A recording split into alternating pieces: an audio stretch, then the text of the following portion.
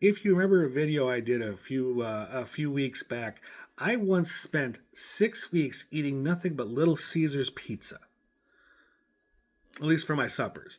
But every supper meal, I did it to prove a point about weight loss, and it worked. I actually did lose weight. I felt like I hacked the biological matrix. But in the end of that 6 weeks, I was fairly certain that my blood had taken on the consistency of marinara sauce. We do love a shortcut, don't we? We're always looking for that one heroic icon of a diet, one that finally slays the dragon of our metabolism. Uh, from the professor who lost 27 pounds on the Twinkies to the modern warriors who won't touch anything that didn't once have a heartbeat, we are obsessed with a fad diet. And today, we're going to peel back the layers of these dietary trends. And we're going to look at the science, the psychology, and the absolute absurdity of how we try to fix ourselves through restriction. This is the archaeology of the fridge. So let's dive in. But before we do get into the meat of the matter, see what I did there?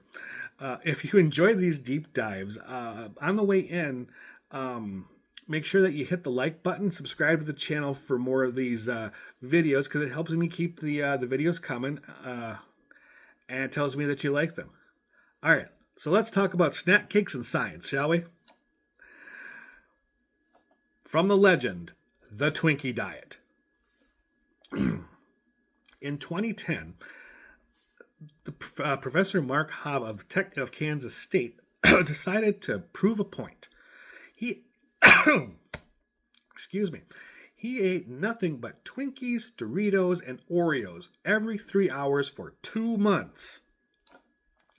The result? He lost 27 pounds. Even his bad cholesterol dropped. Of course, that occurred because of the weight loss. The science here is the CICO principle, or calories in, calories out. A major study published in the Journal of American Medical Association confirmed that whether you go low fat or low carb, if the calories are equal, the weight loss is nearly identical. Hobbs succeeded, and he succeeded because he stayed at 1,800 calories per day. But here's the perspective I gained on my 6 weeks of pizza. Weight loss is not the same thing as health. You can be a smaller version of a malnourished person. My experiment was the same. I was in deficit, that's for sure, but I was a walking sodium sponge. And we have to stop conflating looking thin with being well. Now, as a drop into the pizza diet here, please do keep in mind, I was having pizza puffs and chicken wings. So I was getting a great amount of protein from the chicken wings, from the cheese of the pizza puffs, and other things. Like I said, please go see my other video on the pizza diet for more information on how I did this. So keep in mind, I was not unhealthy, but I got sick of pizza. But regardless how you do it, you have to do it smartly. The Twinkie diet, not real smart. What did he do to make sure he did? He actually did eat vegetables now and again, not many, but he did. And he also did take a daily vitamin to keep his vitamins up. So keep in mind, you can do these, you have to do them smartly. The first thing but beyond the Twinkie diet and the Little Caesars diet, we're going to look into the tribal diets, which they're not just ways to eat, they're identities. So first, let's look at the carnivore diet. This is the ultimate warrior aesthetic. Just meat, salt, and water. A 2026 scoping of reviews published in the Journal of Nutritional Science found that while people see rapid short-term weight loss, the long-term risks include potential deficiencies in vitamin C and fiber, plus massive spikes in LDL cholesterol for many of the participants. And then there's the keto diet. It's the darling of the tech world. You're forcing your body into ketosis. burning fat for fuel. The peer-reviewed consensus, like a 2025 meta-analysis in Nutrients, suggests that these all-or-nothing ways of thinking, labeling food as pure or poison, actually increases our risk of disordered eating. It turns food into a battlefield instead of nourishment.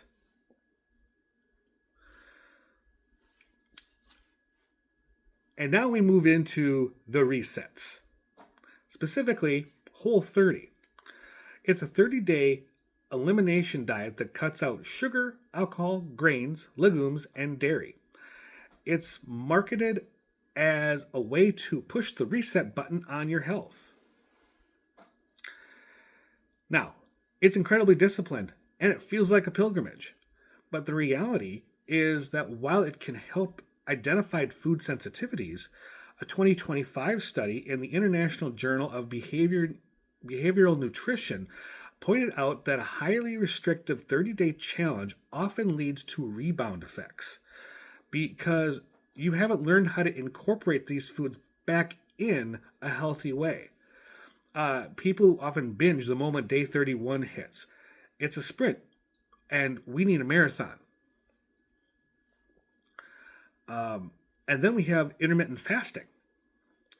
In February of 2026, Cochrane, the February 2026 Cochrane database of systematic reviews, there's a mouthful, which analyzed dozens of clinical trials, found that intermittent fasting is no more effective for weight loss than standard calories restriction. There's no metabolic magic to the clock. It's just another way to accidentally eat less.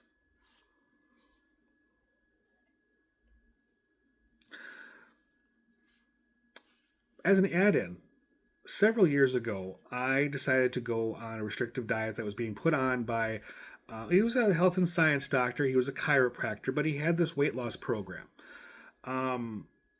The idea was that, okay, so we didn't have breakfast, all right, and then we were restricted to 4 ounces of vegetables, 4 ounces of fruits, and for me, because I was still athletic, or at least mostly, I got to have 5 ounces of meat, but the list was really short. And those were I could have for my 2 meals, for my last 2 meals. Plus, of course, you eat supper, and now you don't eat anything till lunch. Well, not only have you restricted yourself, you're eating cleaner foods, but now you're also putting intermittent fasting in there. In the 6 weeks that I was on this program, I lost 35 pounds. I looked amazing. I felt great. My celebration, just like they said with the Rebound, I was dying for a pizza. Now, I managed to try to keep most of the weight off for a good long time, but unfortunately, it just comes back. It really does. My hardest thing is I gave up chocolate. I love chocolate. If anything, I love chocolate. It's my go-to comfort food if I have to.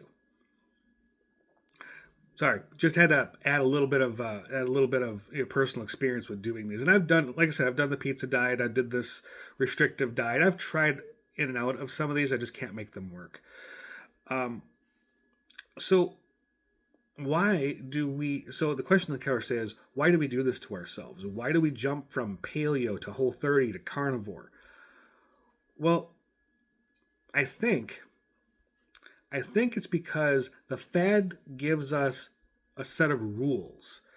Rules feel like control. In a world where everything is chaotic, and it is, being able to say, I don't eat grains, feels like a superpower. It's that Jedi discipline applied to the dinner plate. But the archaeology of the self shows us that restriction usually leads to rebellion. According to a 2025 study in PubMed, people who engage heavily in fad diets are at significantly higher risks to yo-yo weight cycling and metabolic stress. The heroic icon isn't the person who only eats ribeye or hides from a piece of bread. The hero is the person who finds a sustainable, a balanced relationship with food that allows them to live their life without crossing into the next hack. It's about longevity, not the scale. So, if you're looking for a miracle in a bottle or a magic window of time to eat, the science says it don't exist. Sorry, folks. The best diet is the one that you can stick with without losing your mind. Took years to learn that one. Now, if this video gave you a new perspective, please remember to like the video, subscribe to the channel, and hit that notification bell so you keep up with all the rest of my deep dives, videos, heroic icons, archaeology of selves, all that kind of fun stuff. And of course, if you want to support me just a touch more, please remember to go down into the description, click that link for buymeacoffee.com/perspectives of Jerry. Every little bit helps me keep the lights on here, keeps these videos coming, lets me know that you like this stuff, all that kind of fun. As always, I'm Jerry. This has been Perspectives of Jerry, and I want to thank you all for coming and watching the video all the way to the end. Hopefully you got here, and I will gladly see you in the next one. Remember, eat your vegetables.